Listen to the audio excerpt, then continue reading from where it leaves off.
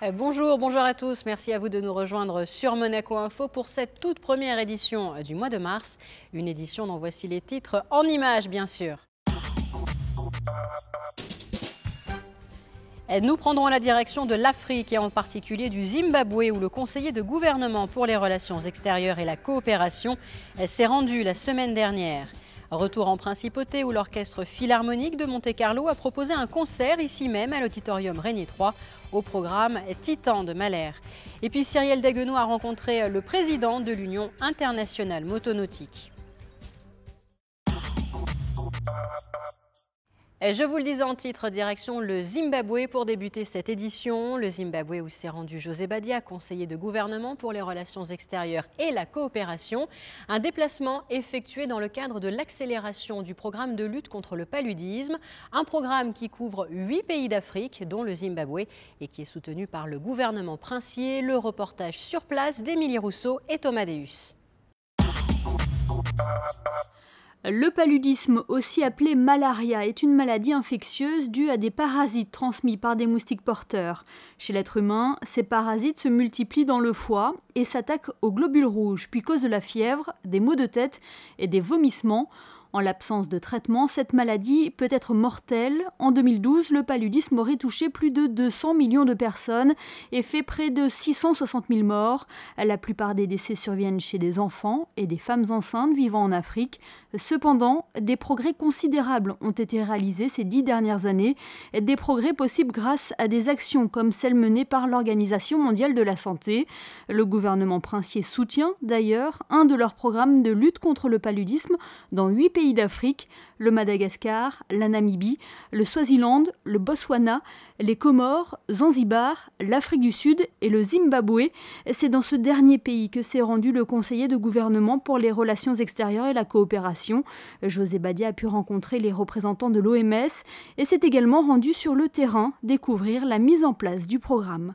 C'est toujours bien d'aller voir comment en pratique se poursuit l'engagement financier que l'on fait. Donc l'hôpital de province que l'on a vu me paraît dans ce domaine tout à fait exemplaire.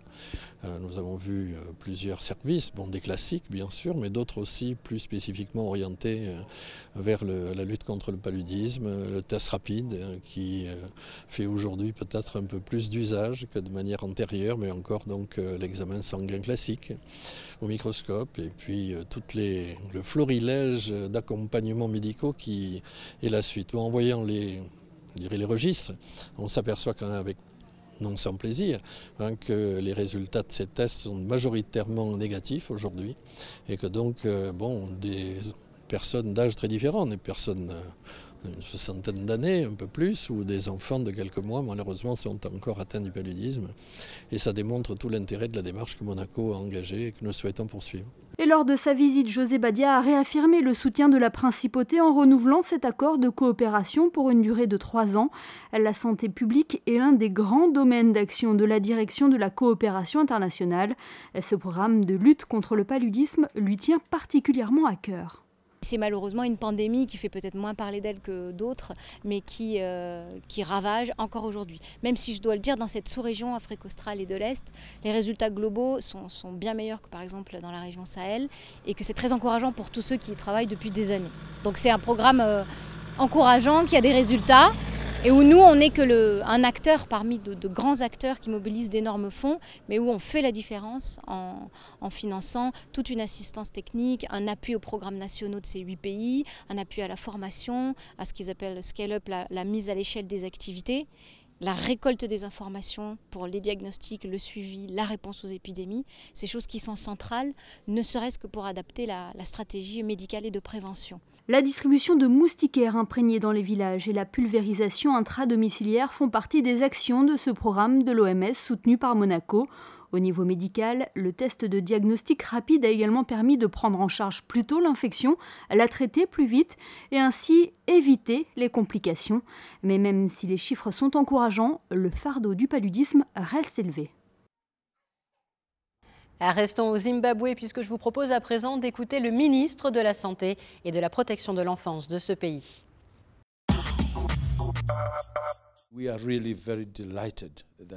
Nous sommes réellement très enchantés de l'implication de la principauté de Monaco ces dernières années en matière de lutte contre le paludisme.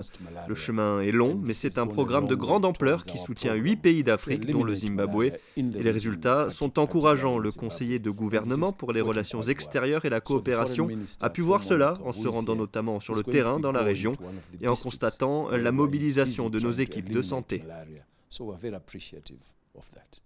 Voilà, et puis sachez qu'il sera de nouveau question des liens qui unissent la principauté de Monaco et le Zimbabwe dans notre prochaine édition, mardi, dès 19 h. Retour en principauté à présent pour un tout autre sujet musical cette fois-ci, puisque l'Orchestre Philharmonique de Monte-Carlo s'est retrouvé sur la scène de l'Auditorium Régnier III, ici même, pour un concert dédié au titan de Mahler, un concert dirigé par le directeur artistique et musical Gianluigi Gelmetti, auquel a assisté José Sacré.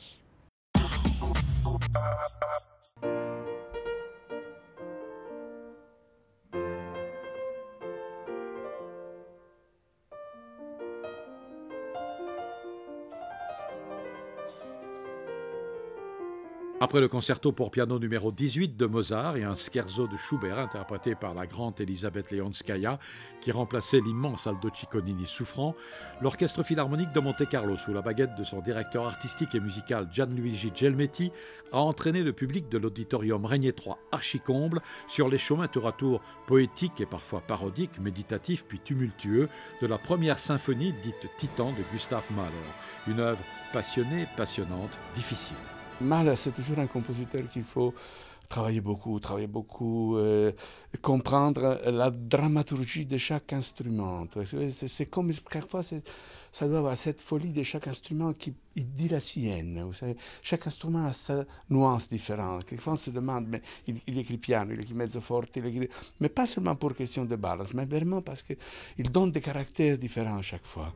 Alors il faut la travailler beaucoup, il faut trouver une entente avec les musiciens qui doivent te suivre. C'est pas facile parce qu'il marque aussi toutes les fois des changements de tempo dans la mesure. Et des fois encore, il dit laisser sonner avec le tempo d'avant. Donc pendant qu'on fait plus lent avec l'orchestre, il y a le musicien qui doit jouer comme avant. Franchement, c'est quelque chose qui c'est très difficile. Et après, c'est vraiment... Vous savez, disait Furtwängler que chaque fois qu'il entendait mal, il étudiait mal, c'était vraiment une crise de dépression pendant 15 jours.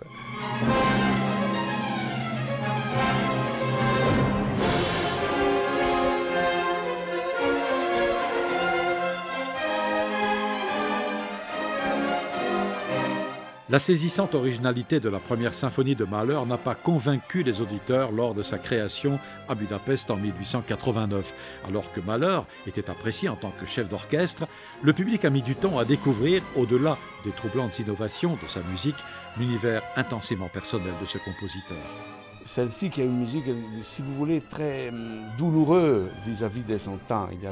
On sent bien tout le chagrin, la fin d'un monde, la fin d'une civilisation presque, vous savez. Donc c'est évident que quand il y a un compositeur qui te jette ça dans la figure à quelqu'un, il ne va pas accepter peut-être, il ne va pas accepter.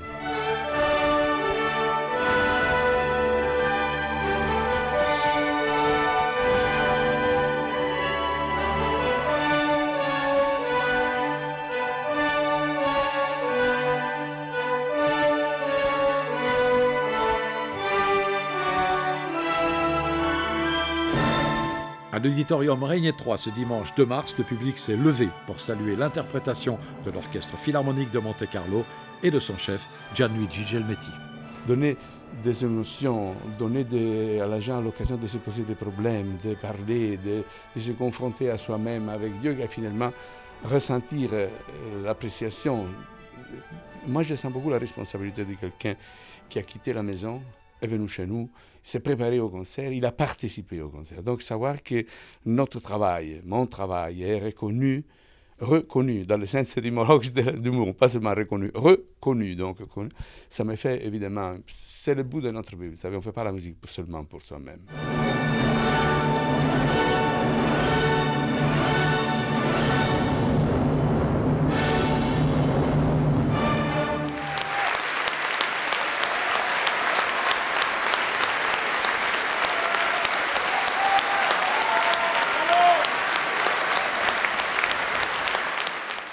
De l'auditorium René III à la Salle des Étoiles qui a accueilli ce week-end le 5e gala de l'Union internationale motonautique.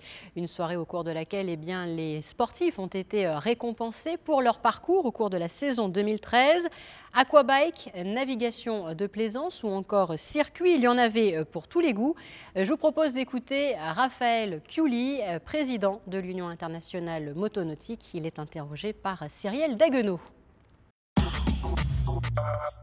Nous sommes heureux d'organiser cet événement et de le faire ici, à Monaco.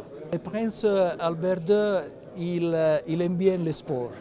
Il fait beaucoup de choses pour le sport et Monaco, c'est un centre international reconnu pour les activités sportives. Cette année, on va avoir beaucoup de projets pour l'OIM. On va commencer avec les Youth Development Program. Donc pour nous, c'est très important de penser à notre jeune. Il y aura beaucoup de projets sur l'environnement et aujourd'hui, on a eu les UIM Environmental Awards sur l'environnement et aussi safety. Donc nous allons travailler beaucoup sur tout ce qu'on peut faire pour améliorer la sécurité des spectateurs, des non-pilotes. Et ça, c'est une obligation pour nous de l'OIM. À suivre dans un instant le compte-rendu de la défaite des Rouges et Blancs en football face aux Verts à Saint-Étienne. Mais pour l'heure, dans le reste de l'actualité. Le Port Hercule a accueilli ce week-end le Monaco Motor Show, un musée de l'automobile à ciel ouvert.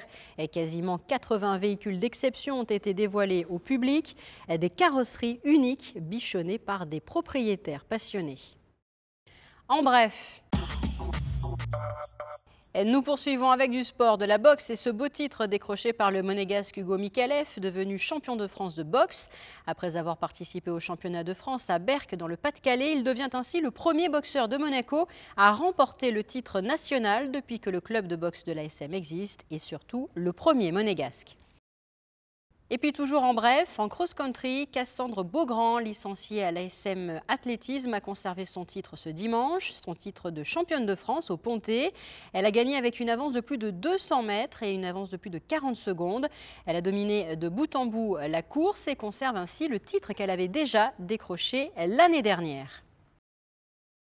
Et après les faits d'actualité, je vous propose de passer aux effets du ciel pour les jours à venir. Mardi, amélioration du temps, des nuages sans pluie et de larges apparitions du soleil, température comprise entre 9 et 14 degrés. Mercredi, un grand ciel bleu, quelques nuages isolés au cours de l'après-midi, comptés jusqu'à 15 degrés au meilleur de la journée. Jeudi, un temps assez ensoleillé, surtout le matin, et des températures stationnaires. Vendredi, une journée comparable à la précédente, avec davantage de soleil le matin que l'après-midi, comptés jusqu'à 16 degrés au meilleur de la journée. Fin de cette édition, merci à vous de l'avoir suivi. Je vous laisse à présent avec la suite de votre programme sur Monaco Info et un magazine consacré à la Primo Cup 2014, récit signé Patricia Navarro. À très bientôt.